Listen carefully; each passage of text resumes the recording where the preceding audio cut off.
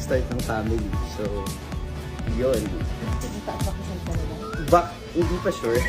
OMG! Hindi pa sure. Pero kasi... Revealed. Oy, dahil kailangan natin ipakita rin yung bahay mo. exclusive pala yun. Oo, di ma-exclusive. Hindi pa, kumbaga, hindi naman necessarily nakaplano anytime soon. Pero kasi ako mahilig ako na magplano na for the future. So, regardless kung magpapakasal man ako, hindi ko lang paano sabihin. Pero like, parang gusto ko lang na, ayoko naman na magpapakasal ako na hindi ako handa. Like, magkaka-family ako. Wala ka sa yung bahay mo? Ano ba, ngayon magkakaroon na kasi nag-iipon-ipon na dahil para pag-start ng family. So, yun. Nagpapakasal ka na lang? Hindi pa sure. OMG! Hindi pa sure. Pero kasi... Revealed. Oy, dahil kailangan natin ipakita rin yung bahay mo. exclusive pala yun. Oo, di ma-exclusive. Hindi pa.